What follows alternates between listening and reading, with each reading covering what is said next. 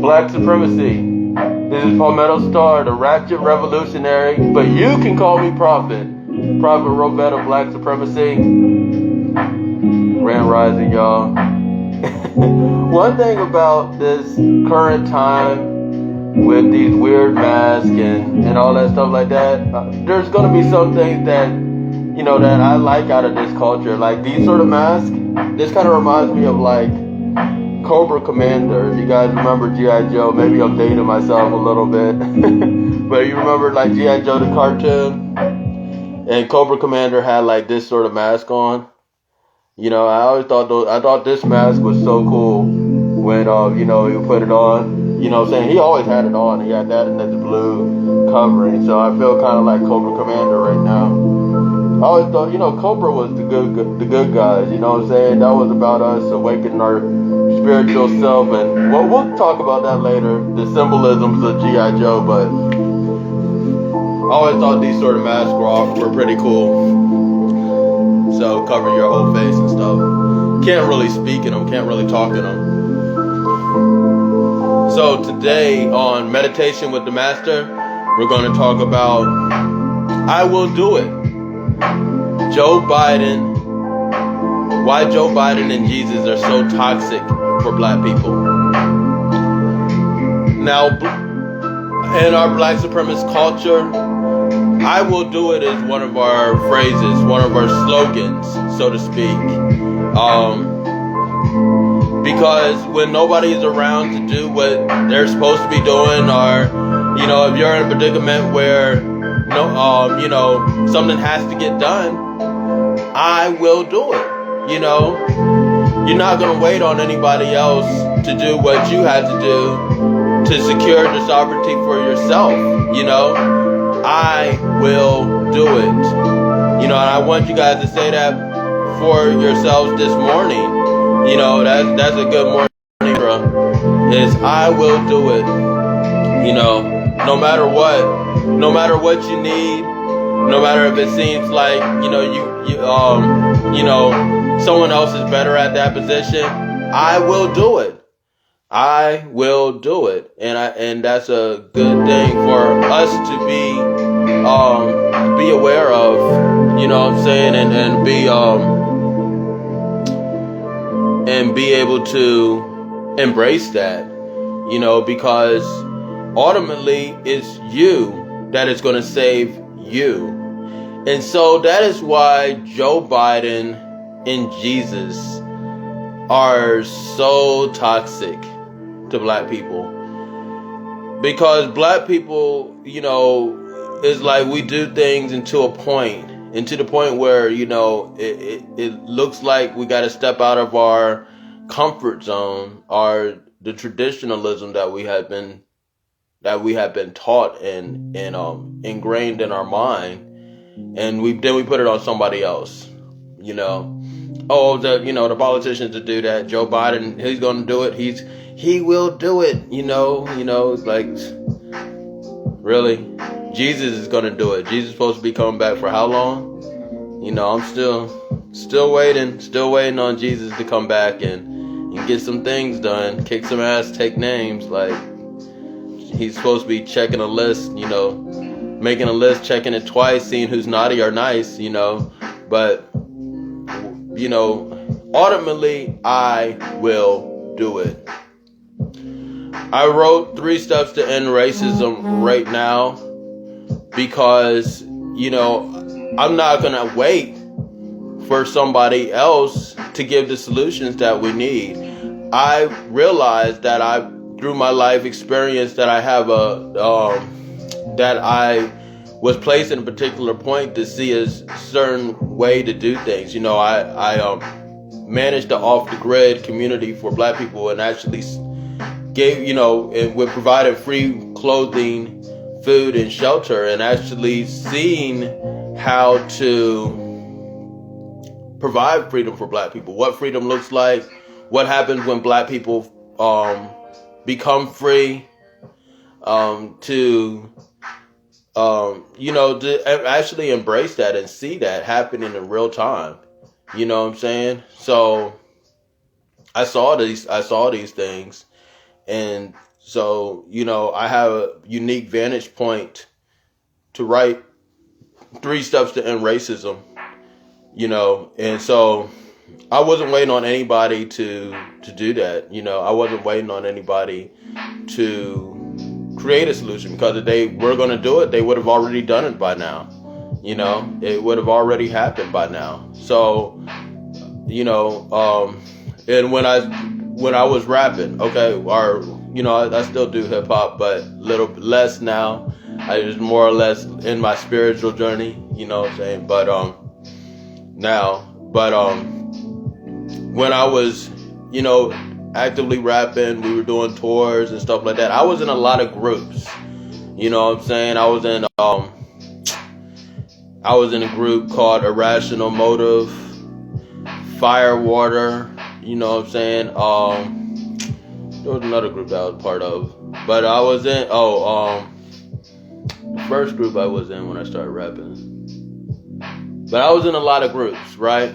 So, you know, and during that time period, you had to depend on people to be in the studio, or depend on somebody to do this and depend on somebody to do that. And ultimately, I was like, okay, you know what? I will do it.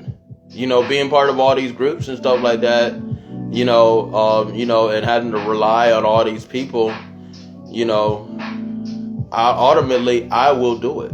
I will put my music out there, because I know what I have to say is important. So I'm not going to wait and sit here and wait on somebody else to, you know, saying, get in the studio and all this stuff like that. People have all these issues and stuff like that. And I can't wait on anybody. You know, ultimately, I will do it. You know, so I always took that slogan, even though I wasn't that familiar. I wasn't, you know, familiar with it at that time like I am now. But I ultimately always embraced that. When something needs to get done, you know, I will do it. And I will do it. Grand Rising, Bobby Drake, Grand Rising. So ultimately, I will do it. You know, I'm not waiting on anybody else to do things. So when I talk about Joe Biden being toxic for Black people, I'm speaking on politics in general, with religion being an extension of these said politics. Because, you know, politicians and, you know, they always give all these promises of what we're going to do, what I'm going to do, and, you know, what we're going to do. And Black people, when has this stuff ever got done for Black people? Okay, that we every 2 years, 4 years, these politicians keep saying this stuff. I will do this. I'm going to do this for y'all. I'm going to do that for y'all. And it is the Jesus mind state that keeps us believing in these things. Because look, we're still waiting on Jesus to come back and save everybody. You know, still waiting. And so when a politician, this pink person who comes, if you're still tied to that white Jesus, these pink politicians are aching to your God. They are aching to your God. They are representative of your God. That's what I'm saying. It's dangerous. Even calling pink people white is a dangerous thing, because we associate that with divinity and associate that with godliness. And so when you call a pink person white, you are assimilating them to your God, you know, so either subconsciously or consciously. So subconsciously or consciously, you are putting these people as your God person. You know what I'm saying? So, we had to step out of that paradigm of having other people do anything, no matter how nicely dressed they make it. No matter how well put together it seems. This land that we are calling America now is nothing but anarchy dressed up as capitalism. You know what I'm saying?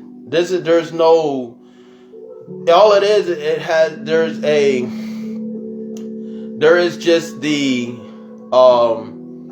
veneer or the fake facade of uniformity. You know what I'm saying? There's a fake facade of uniformity that is there, and that's what keeps this thing going. You know what I'm saying? The police all had the same uniform on. These politicians, they're all doing the same. This is this fake uniformity, which if the uniformity wasn't there, then it would be nothing. That's what this thing is. It is this false structure based on this fake uniformity. That is present. It's just like so we have to get out of people doing things for us that we are not willing to do for ourselves. And we have to be willing to do that. Wake up and embrace, I will do it. I will do it. Let's not wait on anybody to do anything for us. I will do it. I shared an article on my Facebook page about a single mother who just off YouTube University, just going to different videos, built her own house. Build her own house, plumbing, electricity, everything. You know what I'm saying? Off of YouTube University. And so that's the power of black and being black. Being able to have that ability to go different places. And stepping out of your comfort zone. You know what I'm saying? People are giving their responsibilities to other people because they are unwilling to step out of their comfort zone. They say, oh, well, this person's comfortable with, managing my life or, making me pay taxes or, whatever you're allotting this person or this entity to do. And I will do it. People, despite the level of consciousness, a lot of these Christians have, because there's a lot of conscious Christians out there that have, understand the Christ consciousness and understand what that is. And Jesus said that we shall do better works than him, and understand that they understand it on a psychological level, to a degree. They read it and they understand that they're doing other things. They're doing yoga, they're meditating, they're coming out of that shell of organized religion. However, what keeps them in there is the fear. It's the fear ultimately. It's like, oh well, I don't want to die and go to hell. What? You're living in hell. Spoiler alert, you're living in hell. And it's up to you to create your heaven. It's up to you to create and then when you create your heaven, you got to create other realms. Heaven's not the final destination. You know what I'm saying? That and as a God, we have to realize that, as gods and as people embracing our supreme nature, we had to realize that. We had to realize that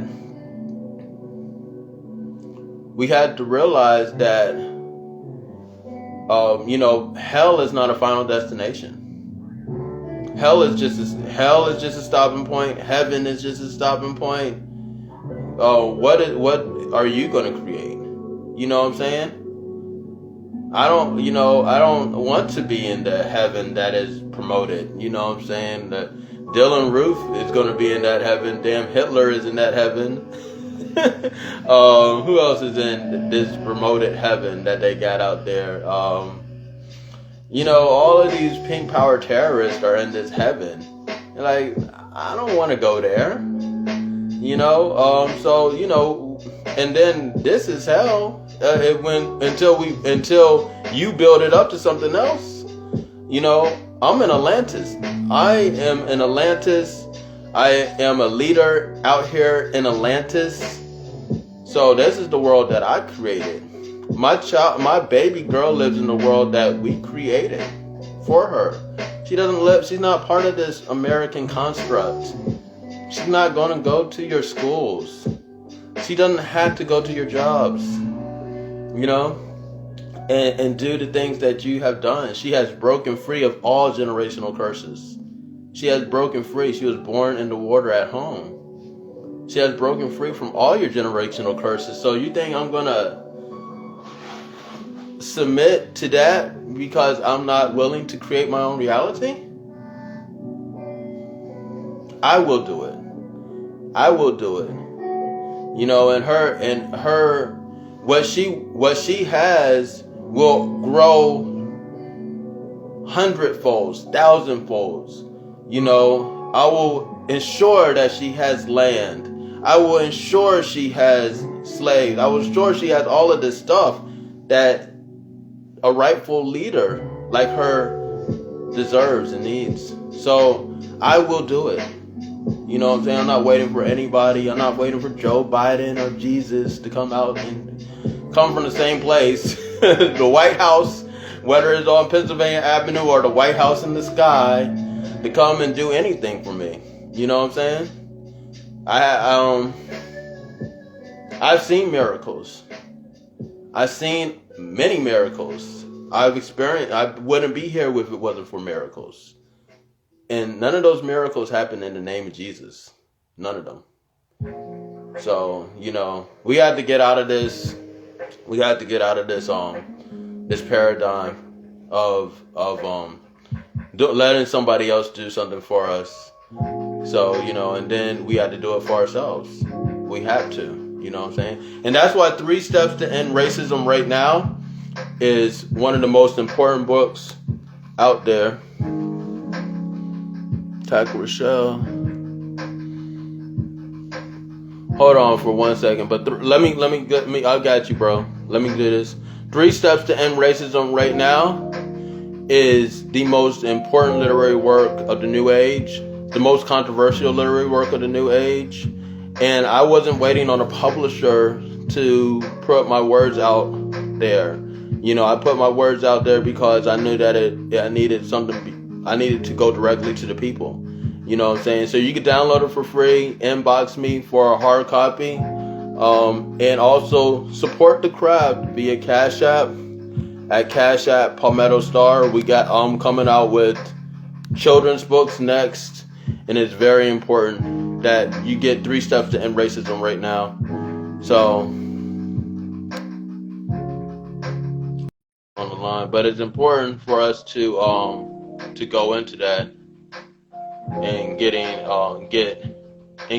the right knowledge that we need. You know what I'm saying?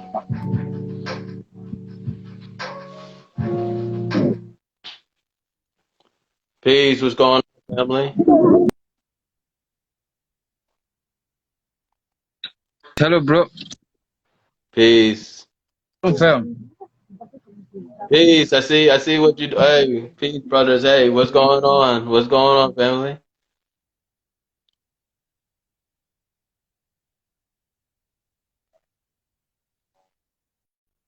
I could barely hear you because you're breaking up a little bit.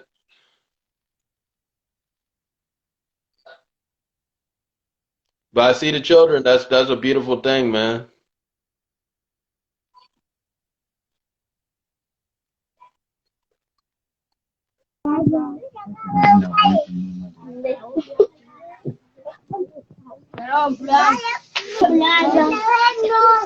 Yeah, shalom, bro. Hey, I see the children. I see you guys doing the orphanage thing. You guys support Tax Rochelle. Hey, can you spell out your Instagram name so people can support what you guys are doing out there? But they got an orphanage out there in Africa. Um, so they're definitely doing their thing. Hey, what's going on? You guys? It's Black Supremacy.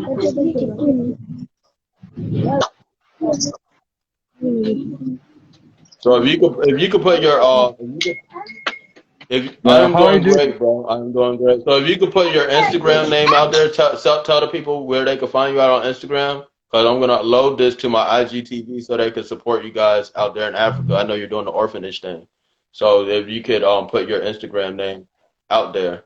Say so. What's your Okay. name? What? Say your Instagram name, family.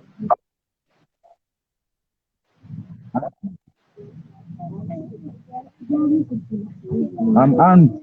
Okay. But the children are beautiful. The pictures are beautiful. I love Yeah, we what you have guys a are doing problem. out there.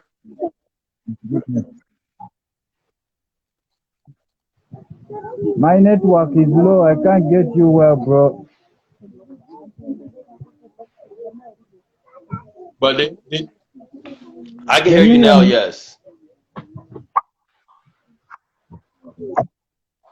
My people My on network Facebook is can't hear on me. and off. Can you hear me, TJ? Can you hear me? Or are you your brother? Okay, okay. I hope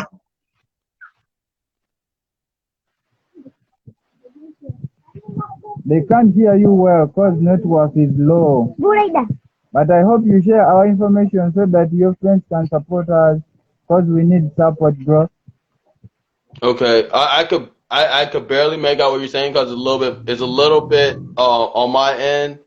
I could barely hear what you're saying. But what I'm gonna do, brother, is I'm put the Instagram and name right here so people know because I love what you guys are doing. He got an orphanage in Africa.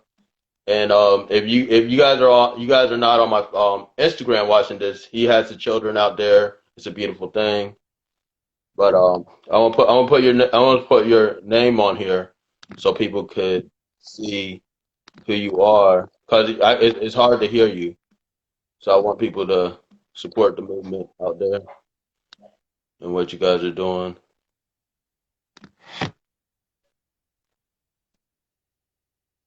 Uh, okay, hold on. I'm trying to get to your tech. Ta ta ta ta ta. Okay. All right. But it's Tech Rochelle on Instagram, and he gets. I'm gonna put it on. I'm gonna put it in the description after I finish. After I finish, I'll put it in the description. But yeah, okay. So I will do it. We had to be willing to do what needs to be done. You know what I'm saying? We can't wait on Joe Biden or Kamala Harris, or even Jesus to do anything. You know what I'm saying? Because we're going to keep on waiting, and we're going to keep on waiting, and we're going to keep on waiting, and that's doing all this waiting is yeah. The brother's name is Takarachel. Okay, and they have a GoFundMe and Cash App. He's doing this thing out in Africa. He has an orphanage out there, so you guys go and support. But however, we can't wait on anybody to do what we need to do for our future, for our families, for anything. The thing about also doing what needs to be done is that you also are going to connect with doers that are doing what needs to be done. So when you get into the path of doing what needs to be done, you're going to connect with people that are also doing what needs to be done. And so ultimately you are going to be on that path, and you're going to get people to do other things, because when some doers come together, that's when that's when a lot of things open up. You know what I'm saying? But you're gonna attract what you actually are doing with your actions and with your words and with your vibration, because slackers attract slackers. You know what I'm saying? Readers attract readers, writers attract writers, and doers attract doers. So the ultimate thing, if you want to get something done, if you want to find other people that are doing what you're doing, do it. You know what I'm saying? Do it. Don't wait on anybody else to do what needs to be done. You know what I'm saying? And so we got to get out of the political and religious thing that, for the most part, puts us into that, waiting on somebody to do something for us, waiting for a stimulus check, waiting for Jesus to come back after what? Man, so many clocks have stopped working since he was supposed to come back, you know. And do things that are empowering for you. You gotta be willing to do those things that are empowering for you, and do them. Do it. Just do it. 3 Steps to End Racism right now is a manuscript to the New World, and really showing people how to do it. By the end of that book, racism will be over for the reader. When society implements these 3 steps, racism is done. But you got to do it. You got to read it. You got to do it. And also it's also meant to be a guide that you're actually doing it while you're reading. You know what I'm saying? So you're doing it while you're reading. Definitely check out 3 Steps to End Racism right now. You could actually get it on, read it online for free. But I do encourage people to get the hard copy and inbox me for a hard copy, because this book will not be online.